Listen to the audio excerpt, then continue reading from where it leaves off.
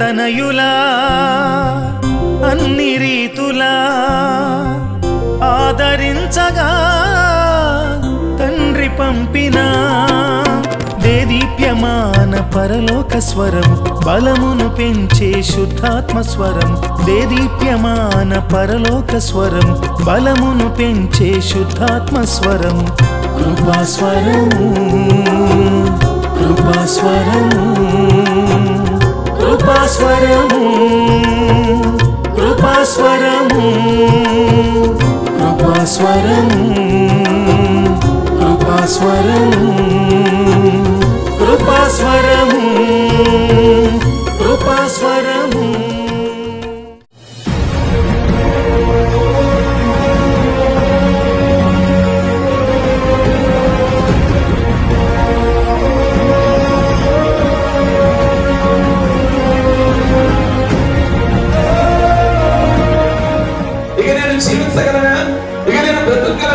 చచ్చిపోవడమే కారణమా? నీ సమస్యకు చాలా పరిష్కారం నీవు అనుకుంటున్నావా? నీ ఉండిన టెన్షన్ ఏమిటి? నీ ఉండిన బాధ ఏమిటి?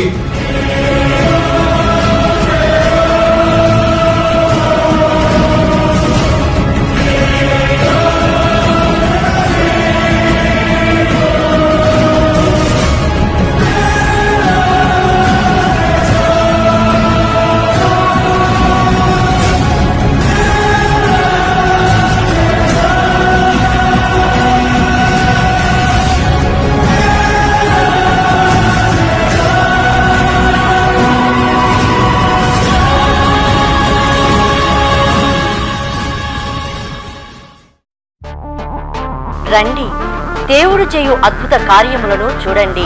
జీసస్ గ్రేస్ టెంపుల్ వారి స్వస్థత ప్రార్థనలు. మీరు సమస్యలతో బాధపడుచున్నారా? మీరు దీర్ఘకాల వ్యాధులతో ఉన్నారా? మీకు ఆర్థిక ఇబ్బందులా? మీరు సంతానం లేక ఉన్నారా? ఉద్యోగం లేక బాధపడుచున్నారా? మీరు ఆత్మీయతలో అభివృద్ధి పొందాలనుకుంటున్నారా? అయితే రండి.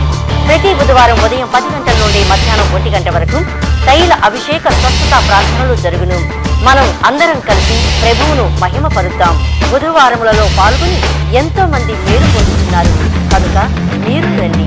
దైవజనులు మీ కొరకు ప్రార్థించెదరు. మా address pastor Mallisetti Moses, Jesus grace temple, ASHA function hall road, Patamata, Vijayawada 10. Cell 9392871234. రండి, ప్రభువు చేయు అద్భుత కార్యములను చూడండి. జీసస్ గ్రేస్ టెంపుల్ వారి స్వస్థత ప్రార్థనలు. మీరు సమస్యలతో బాధపడుచున్నారా? మీరు దీర్ఘకాల వ్యాధులతో ఉన్నారా? మీకు ఆర్థిక ఇబ్బందులా? మీరు సంతానం లేక ఉన్నారా? ఉద్యోగము లేక బాధపడుచున్నారా? మీరు ఆత్మీయతలో అభివృద్ధి పొందాలనుకుంటున్నారా? అయితే రండి. ప్రతి బుధవారం ఉదయం 10 గంటల నుండి మధ్యాహ్నం 1 గంట వరకు తైల అభిషేక స్వస్థత ప్రార్థనలు జరుగును. మనం అందరం కలిసి ప్రభువును మహిమపరుద్దాం. బుధవారములలో పాల్గొని ఎంతో మంది మేలు పొందుచున్నారు కనుక మీరు రండి. దైవజనులు మీ కొరకు ప్రార్థించెదరు. మా address pastor Mallisetti Moses, Jesus grace temple, ASHA function hall road, Patamata, Vijayawada 10. Cell 9392871234. రండి, ప్రభువు చేయు అద్భుత కార్యములను చూడండి. జీసస్ గ్రేస్ టెంపుల్లో ప్రతి ఆదివారం ఉదయం 7 గంటల నుండి 9:30 వరకు బలమైన వర్తమానముతో శక్తివంతమైన ఆరాధన జరుగును.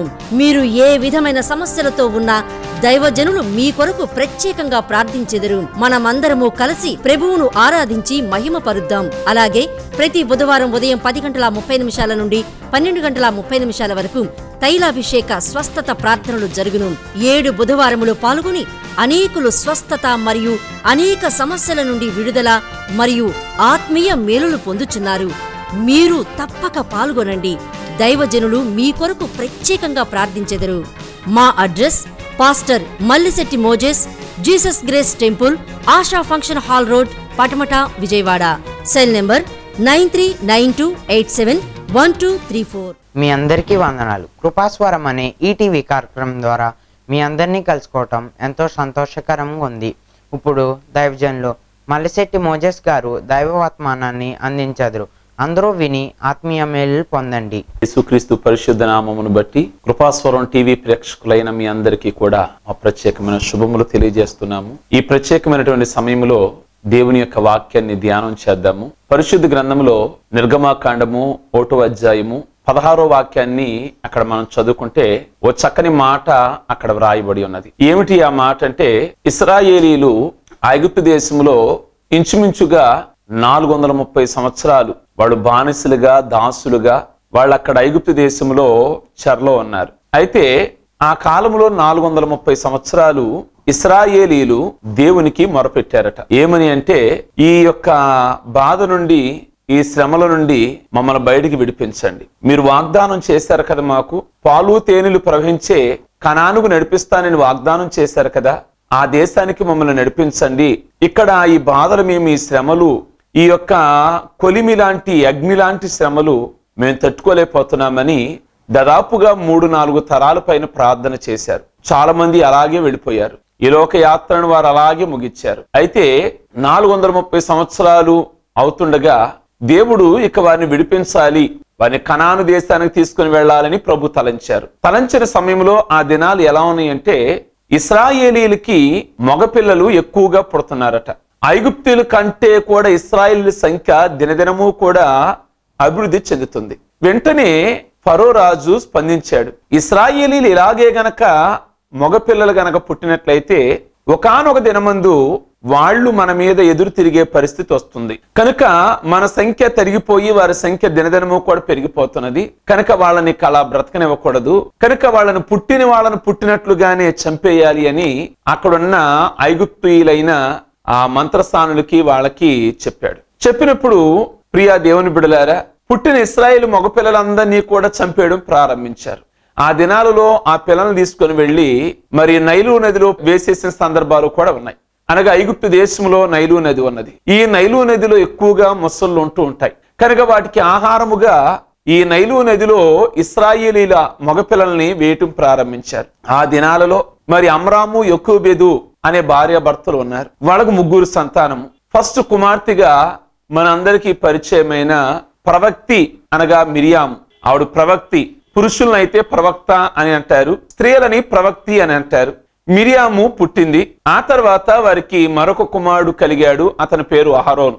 అప్పుడు అతనికి దాదాపుగా పెద్దవాడు గనక ఆ తర్వాత పుట్టిన కుమారుడు ఎవరు అంటే మోషే. దాదాపుగా మోషేనట ఇంటిలో 3 నెలలు దాచారట. దాయలేని పరిస్థితి వచ్చింది. చిన్నపిల్లల్ని ఎవరూ కూడా దాయలేరు కదా. ఫరో సైన్యము గస్తీ తిరుగుతుంది. ఏ ఇంటిలోనైనా ఇశ్రాయేలీలు మగపిల్లలు ఉన్నారేమో వాళ్ళని చంపేయడానికి. కనుక మరి ఎలాగున అమ్రాము యొకోబేదు 3 నెలలు దాయగలిగారో అది చాలా అద్భుతం. నిజంగా దేవుని ప్రణాళిక ఆ మోషే మీద ఉన్నది గనక ఆ 3 నెలలు వాళ్ళు దాయగలిగారు. ఎందుకంటే మన ప్రక్కనున్న వాళ్లే మనకు శత్రువులు అన్నట్లు వీళ్ళ ప్రక్కన ఇశ్రాయేలీలే ఉన్నారు. మోషే తల్లిదండ్రులు ప్రక్కన ఇశ్రాయేలీలే ఉంటారు. వాళ్ళింట్లో ఉన్న మరి మగబిడ్డని చంపేస్తే వీళ్ళు ఎక్కడ తట్టుకుంటారు? మా బిడ్డ చనిపోయాడు, వీళ్ళ బిడ్డ ఎలా బ్రతుకుండాలి అని వీళ్లే కంప్లైంట్ చేయొచ్చు కదా ప్రక్క వాళ్లే. మరి ఎలా దాయగలిగారు 3 నెలలు? అది దేవుని యొక్క కృప. ఈ 3 నెలలు దాచిన తర్వాతట దాయలేని పరిస్థితి వచ్చింది. దాయలేని పరిస్థితి వస్తే ఏం చెయ్యాలి? ఇక నైలు నదిలో వేసేయటమేనా బిడ్డని అనుకుంటున్న సమయంలో ఈ మోషే అక్కున్నది మిరియాము. ఈ మిరియాము దేవుడిచ్చిన జ్ఞానము కాబోలు. ఆవిడ ఏమనుకున్నది అంటే ఆ బిడ్డని ఏ విధంగా భద్రపరచాలో ఆలోచించేయటం ప్రారంభించింది. వెంటనే ఆ యొక్క మిరియామట ఈ 3 నెలల బిడ్డ అయినటువంటి మోషేని ఒక జమ్ము పెట్టెలో పెట్టి లోపల బయట కీలు పూసి నైలు నదిలో వదిలేయడం ప్రారంభించింది. కారణం ఏమిటి అంటే లోపలికి నీళ్లు రాకుండా కీలు పూసింది. ఆ నైలు నదిలో వదిలేసింది. ఆ ముసళ్ళు ఆ ప్రభావాన్ని లేక ముసళ్ళు తినివేయకుండా. ఎందుకు మిరియాం ఈ విధంగా చేసింది అంటే నైలు నదిని ఈ ఫరో వాళ్ళ కుటుంబం గాని ఐగుప్తీయులు గాని పవిత్రమైన దానిగా భావిస్తారు, ఒక దేవుడుగా కొలుస్తారు నైలు నదిని. కనుక ఉదయము ఆ యొక్క ఫరో వచ్చి స్నానం చేస్తాడు. తర్వాత ఫరో కుమార్తె కూడా ఆ నదికి వచ్చి స్నానం చేయటం జరుగుతూ ఉంటుంది. ఆ సమయంలో ప్రియా దేవుని బిడలారా, మరి ఫరో కుమార్తె ఆ స్థలానికి వచ్చినప్పుడట ఈ జమ్ము పెట్టులో ఉన్నటువంటి మోషే ఏడుపు వినబడుతూ ఉంటుంది. వెంటనే తన పనికత్తును పంపించి మోషే ఉన్న జమ్ము పెట్టిని రప్పిస్తే తీరా చూస్తే మోషే దివ్య సుందరుడుగా ఉన్నాడు. హెబ్రీలో అంటాడు మోషేనట దివ్య సుందరుడుగా ఉన్నాడు. వెంటనే ఫరో కుమార్తె ఆ బిడ్డకి పేరు పెట్టింది. ఏమని పేరు పెట్టింది అంటే మోషే అని పేరు పెట్టింది. మోషే అనే పేరు దేవుడు పెట్టిన పేరు కాదు. మోషే అనే పేరు ఒక అన్యురాలు అనగా ఫరో కుమార్తె ఆవిడ పేరు పెట్టింది. ఈవిడిని ఆ బయట చరిత్రలో చూస్తే హెక్సప్షూట్ అన్నారు. ఫరో కుమార్తె పేరు హెక్సప్షూట్ అన్నారు. ప్రియా దేవుని బిడ్డలారా, ఈ బిడ్డని తీసుకొని వెళ్ళి అతనికి మోషే అని పేరు పెట్టింది. అనగా నీళ్లలో నుండి తీయబడినవాడు, అనగా నాచులో నుండి తీయబడినవాడు. మోయూస్ అన్నారు, అనగా మోజేస్, అనగా నీళ్లలో నుండి తీయబడినవాడు. తన ప్యాలెస్ లో పెంచుకోవటం ప్రారంభించింది ఆ బిడ్డని. అతను పెరిగాడు, పెద్దవాడయ్యాడు. ప్రియమైన దేవుని బిడ్డలారా, ఇక్కడ మనం మిరియాము గురించి మనం జ్ఞాపకం చేసుకుంటే ఆ మిరియామట ఆ బిడ్డని అక్కడ ఉంచినప్పుడు సరే ఎవరు వస్తారా అని చూస్తున్నది. ఆ రాణి వచ్చింది, ఆ బిడ్డని తీసుకున్నది. ఇది ఏం జరుగుతుందోనని మిరియాం ఏం చేస్తున్నది అంటే ఒక చెట్టు చాటును ఉండి చూడడం ప్రారంభిస్తుందట. ఏం జరుగుతుందా, అసలు ఏం జరుగుతుందా అని చూడటం ప్రారంభించింది. మిరియాముకి నిజంగా దేవుడు ఎంత జ్ఞానం ఇచ్చాడో చూడండి. అందుకే బైబిల్ గ్రంథంలో సామెతల గ్రంథం మన గనక చూస్తే 31వ అధ్యాయంలో అక్కడ స్త్రీల గురించి ఉంటుంది. ఆ స్త్రీ జ్ఞానవంతురాలు గురించి అక్కడ కొన్ని విషయాలు వ్రాయబడ్డాయి. మిరియాము నిజంగా జ్ఞానవంతురాలని చెప్పాలి. దేవుడిచ్చిన జ్ఞానము మిరియాముకున్నది. ఆ చెట్టు చాటును ఉండి సమస్తమును కూడా పరీక్షిస్తుంది. ఆ బిడ్డని ఆవిడ తీసుకోవటం, ఆవిడ దగ్గరికి వెళ్ళి మిరియాము అడుగుద్దట. ఏమని అడుగుతుంది అంటే, అమ్మా మరి ఈ బిడ్డను పెంచడానికి ఎవరైనా దాది అనగా పని మనిషి ఏమైనా అవసరం అవుతుందా, మరి ఎవరినైనా తీసుకురావాలా అని మిరియాము వెళ్ళి అడిగినప్పుడు వెంటనే ఆ రాణి అన్నది కదా, మరి కావాలి, ఒక బిడ్డను పెంచడానికి ఒక దాది పని మనిషిని తీసుకురమ్మన్నది. మిరియాము యొక్క ప్రణాళిక చూడండి. వెంటనే వెళ్ళి తన తల్లితోనే, అదే మిరియాము మోసే వాళ్ళ తల్లి ఉన్నది కదా యొకేబేదు, ఆ యొకేబేదుతోనే చెప్పిందట, అమ్మా మరి అక్కడ నేను ఆ మాట ఇచ్చాను, మరి ఒక దాదీని అనగా పని మనిషిని తీసుకొస్తానని, మరి తమ్ముడిని పెంచడానికి నువ్వే ఒక దాదీగా, నువ్వే ఒక పని మనిషిగా వెళ్ళాలి అని ఆ మిరియాము తన తల్లికి చెప్పింది.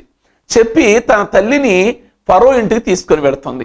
ఫరో ఇంటికి తీసుకొని వెళ్ళగా ప్రియా దేవుని బిడ్డలారా, ఆ మోషేని ఎవరు పెంచారు అంటే మోషే యొక్క తల్లే పెంచింది. దేవుడు చేసే కార్యాలు ఏ విధంగా ఉంటాయంటే కంటికి కనబడవు, హృదయానికి అగోచరాలు, చెవికి వినబడు. నిజంగా మోషే ఇప్పుడు ఎక్కడున్నాడు అంటే ఫరో యొక్క ఇంటిలో ఉన్నాడు. ఈ మోషే గనక వీళ్ళింటిలోనే గనక పెరుగుంటే సెక్యూరిటీ ఉండేది కాదు, భద్రత ఉండేది కాదు. ఇప్పుడు మోషే ఎక్కడ పెరుగుతున్నాడు అంటే ఎక్కడైతే భయం ఉందో, ఎక్కడైతే ఆజ్ఞ బయలుదేరిందో, అనగా ఇశ్రాయేల్ అందరూ కూడా చనిపోవాలి అని ఎక్కడ బయలుదేరింది ఆజ్ఞ? ఫరో ఇంటిలో నుండి బయలుదేరింది. అదే ఫరో ఇంటిలో ఇప్పుడు ఎవరున్నారు అంటే మోషే ఉన్నాడు. మనకి ఎవరితోనైతే భయం అనుకుంటామో, ఎవరితోనైతే మనకు శత్రుత్వం అనుకుంటామో, దేవుడు మనకి వారితోనే భద్రత కలిగించేలాగా చేస్తాడు. ప్రియా దేవుని బిడ్డలారా గమనించండి, ఇక్కడ మన బైబిల్లో చూస్తే మీకాలుని దావీదుకి ఇచ్చాడు రాజు అయిన సౌలు. తన కుమార్తెనిచ్చాడు. ఎందుకు ఇచ్చాడు అంటే ఉరిగా ఉండడానికి. నా కుమార్తెను అడ్డం పెట్టుకొని దావీదుని చంపేయాలి అని అనుకున్నాడు సౌలు. కానీ పరిస్థితులు తారుమారాయి. తన కుమార్తె తన తండ్రి మాట వినలేదు. ఎవరికి సపోర్టుగా ఉన్నది అంటే దావీదుని ఎక్కడికక్కడ తప్పించడానికి. సౌలు ఎన్నోసార్లు బళ్ళిములు విసిరాడు, ఎన్నోసార్లు బాణములు వేశాడు. వాటన్నిటిని తప్పించడానికి మరి దావీదుకి తన భార్య మీకాలు, అదే సౌలు కుమార్తె, ఏ అమ్మాయి ద్వారానైతే దావీదుని చంపాలనుకున్నాడో అదే కుమార్తె ద్వారా దావీదుకి దేవుడు భద్రతనిచ్చాడు. కొన్నిసార్లు మన జీవితంలో ఎవరితో మనకు ఆందోళన, ఎవరితో భయం, ఎవరితో కలవరం కలుగుతుందో ప్రియా దేవుని బిడ్డలారా, వాళ్ళ ద్వారానే దేవుడు మనకు భద్రతను కలిగించేలాగా చేస్తాడు. ఇప్పుడు మోషేకి ఎక్కడ ఉన్నాడు అంటే సురక్షితమైన ప్రదేశంలో ఉన్నాడు. ఏ ప్రదేశంలో ఉన్నాడు అంటే ఫరో ఇంటిలోనే ఉన్నాడు. మిగతా ఇశ్రాయేలీల మగపిల్లలకి సురక్షిత లేదు, భద్రత లేదు. రెండోదిగా పైపెచ్చుగా మోషేని పెంచింది ఎవరు అంటే మోషే తల్లే. మోషే తల్లికి ఫరో ఇంటిలో స్థానం వచ్చింది మోషేని బట్టి, కనుక మోషేని పెంచుతుందట. పెంచేటప్పుడు చక్కటి జ్ఞానం కలిగిన మాటలు, అనగా ఇశ్రాయేలు దేవుడిని యెహోవాను గూర్చిన మాటలు ఉగ్గుపాలతో నేర్పించడం ప్రారంభించింది. పైపెచ్చు ఈ యొక్క మోషే తల్లి ప్రతి నెల కూడా జీతం తీసుకుంటుంది. దాది కదా, తన కుమారుడుకు పాలిచ్చింది, జీతం తీసుకుంది. ఎక్కడైనా ఏ తల్లైనా తన బిడలకు పాలిచ్చి జీతాన్ని పొందుకుంటుందంటే ఎక్కడా కూడా లేదు. దేవుడు చేసిన కార్యం చూస్తే మోషే దగ్గర ఆ తల్లి ఉన్నది, కానీ ఫరోకి గాని ఫరో కుమార్తెకి గాని ఏమనుకుంటున్నారు అంటే ఒక దాది అనుకుంటున్నారు, ఒక పని మనిషే అనుకుంటున్నారు. అదే మోషే తల్లి గనక ఇంట్లో ఉంటే నా కుమారుడు ఎలా ఉన్నాడు, నా కుమారుడిని చూడలేకపోయాను, నేను ఫరో ఇంటికి వెళ్ళగలిగిన దానిని కాదు కనుక నా కుమారుడిని ఎప్పుడు చూడాలి, ఎక్కడ చూడాలి, ఎలా పెరుగుతున్నాడు ఆందోళన. కానీ దేవుడు మోషే ఎడల ఒక భవిష్యత్తు జ్ఞానం కలిగి ఓ ప్రణాళిక కలిగి ఉన్నాడు గనక ఆ మోషే తల్లి ఆ ఇంట్లో ఉంటుంది. రాజు యొక్క ఫుడ్ తింటుంది మోషే యొక్క తల్లి, మోషేని పెంచుతుంది పాలు ఇచ్చి, పైపెచ్చు ప్రతి నెల కూడా జీతం కూడా తీసుకుంటుంది. ఇటువంటి ధన్యత, ఇటువంటి భాగ్యము ఏ తల్లికి కూడా దక్కదేమో. తన కుమారుడిని పెంచుకొని జీతం తీసుకొని విధానం ఎక్కడా కూడా లేదేమో. ఆ విధంగా ప్లాన్ చేసింది ఎవరు అంటే మిరియాము. బైబిల్ గ్రంథంలో అనేక మంది స్త్రీలు ఉన్నారు, కానీ మిరియాములో ఉన్న విశిష్టత ఆవిడ ఏనాడు కూడా వివాహం చేసుకోకుండా అవివాహితగానే ఉన్నది. పెళ్లి ఎక్కడా కూడా ఆవిడ చేసుకోలేదు కనుక ప్రవక్తిగా ఉన్నది. ఆవిడ గురించి ఇంకా మనం ధ్యానం చేస్తే ఇశ్రాయేలీలు దాదాపుగా ఐగుప్తు దేశంలో నుండి 430 సంవత్సరాల తర్వాత వాళ్ళు బయటకు వస్తారు. వాళ్ళు బయటకు వచ్చిన తర్వాత ఎర్ర సముద్రం దాటగానే మీరు నిర్గమాకాండం 15వ అధ్యాయము 20వ వాక్యము నుండి గనక చదవగలిగితే మిరియామట తమ్ముడు పట్టుకొని నాట్యము చేయడం ప్రారంభించింది. అనగా స్త్రీలందరినీ కూడా కూర్చి ఆవిడ పాట పాడుతున్నది. ప్రవక్తి ఆవిడ. ప్రియా దేవుని బిడలారా, చక్కగా ఏమని పాట పాడుతుంది అంటే ఆవిడ పాటలో కొన్ని విషయాలు ఉన్నాయి. మమ్మల్ని ఐగుప్తు దేశం నుండి, ఆ ఐగుప్తు దేశంలో ఉన్న రథాల నుండి బయటపడేలాగా చేసావు, ఫరో నుండి బయటపడేలాగా చేసావు, ఎర్ర సముద్రం నుండి కూడా మమ్మల్ని బయటపడేలాగా చేసావు అని తమ్మురు పట్టుకోవడమే కాదు, డాన్స్ చేస్తూ అనగా నాట్యం చేస్తూ, అనగా నాలో ఆనందం ఎక్కువైనది. నాట్యం ఎప్పుడు చేస్తారు అంటే ఆనందం ఎక్కువైనప్పుడు నాట్యం చేస్తారు. నాట్యం ఎందుకు చేస్తారు అంటే అవతల వ్యక్తిని కూడా సంతోషపెట్టడానికి. బైబిల్ గ్రంథంలో మనం ధ్యానం చేస్తే హేరోదు కుమార్తె కూడా ఒకానొక టైంలో ఆవిడ నృత్యం చేసినట్లుగా మనం బైబిల్లో మనం చూస్తున్నాం. ఆవిడ నృత్యం చేస్తుంది. ఎందుకంటే వాళ్ళ నాన్న పుట్టినరోజు సందర్భముగా ఆవిడ నాట్యం చేసి ఏం చేసింది అంటే తన తండ్రిని మెప్పించింది. తన తండ్రి అన్నాడు, నువ్వు నాట్యం చేసి గనక నన్ను మెప్పిస్తే నీకేం కావాలో నేను అది ఇస్తా. రాజ్యంలో సగం కావాలా ఇస్తా, డబ్బు కావాలా నీకు ఇస్తా, ఏం కావాలి అని అడిగాడు తన కుమార్తె అయినటువంటి హేరోదు. అడిగినప్పుడు ఆవిడ చెప్పింది కదా సలోమి, ఏమని చెప్పింది అంటే తన తల్లి దగ్గరికి వెళ్ళింది. అమ్మా, నాన్న నన్ను కోరుకోమంటున్నాడు నాట్యం చేసినందుకు అని అంటే ఆవిడ తల్లి ఏం కోరింది అంటే బాప్టిజం ఇచ్చే యోహాను ఉన్నాడు చూసారా, ఆ బాప్టిజం ఇచ్చే యోహానుని తల నరికి వెండి పళ్ళెంలో పెట్టి ఇవ్వమని మీ డాడీని అడుగు అని అన్నది. ఎంత విచారకరమైన విషయం. కారణం ఏమిటంటే ఆ దినాలలో బాప్టిజం ఇచ్చే యోహాను తప్పును పాపాన్ని ఖండించాడు. ఇది హేరోదు భార్యకి ఇష్టం లేదు, అనగా ఆవిడ నుంచుకున్నాడు కనుక వెంటనే హేరోదు కుమార్తె వెళ్ళి తన తండ్రిని అడిగినప్పుడు షాకు గురయ్యాడు. ఆయన తప్పేది లేదు, ప్రామిస్ చేశాడు గనక తన కుమార్తె మాట మేరకు బాప్టిజం ఇచ్చే యోహానుని చెరసాలలో వేయించి తల నరికి వెండి పళ్ళెములో పెట్టించాడు. కనుక అది ఈ లోకానుసారమైనటువంటి నృత్యం. కానీ ఈ మిరియాము తమ్ముడు పట్టుకొని ఎర్ర సముద్రం దాటిన తర్వాత అద్భుతకరంగా ఏం చేసింది అంటే ఆవిడ నృత్యం చేయడం ప్రారంభించింది. కనుక ఇశ్రాయేలు స్త్రీలందరినీ కూడా నడిపించిన ఆవిడ కొన్ని లక్షల మందికి స్త్రీలకు నాయకురాలుగా ఉన్నది. జ్ఞానం కలిగిన ఆవిడి, చక్కగా ఆధ్యాత్మికమైనటువంటి ఆ నడవడిక కలిగిన ఆవిడ నడుస్తూ అనేకులు నడిపించిన మిరియాము ప్రియమైన దేవుని బిడలారా నిజంగా ఎంతైనా జ్ఞానవంతురాలు. అలాగే సంఖ్యాకాండము 12వ అధ్యాయం గనక చూడగలిగితే అక్కడ మిరియాము గురించి ఒక మాట వ్రాయబడి ఉన్నది. ఇప్పటి వరకు మనం మాట్లాడుకున్న మాటలన్నీ కూడా మిరియాము గురించి మేలుకరమైన విషయాలు మాట్లాడాం. ఒకే ఒక్క లోపం ఉన్నది మిరియాములో. ప్రియా దేవుని బిడ్డలారా, ఏమిటి ఆ మాట అంటే మోషేకి వివాహం జరిగింది. వివాహము సిప్పోరాతో జరిగింది, కూషు దేశస్తురాలు. ఆవిడతో వివాహం జరిగిన తర్వాత ఎందుకో మరి ఆవిడ మోషేకి భార్య అయిన తర్వాత మిరియాము కాస్త సనగడం ప్రారంభించింది.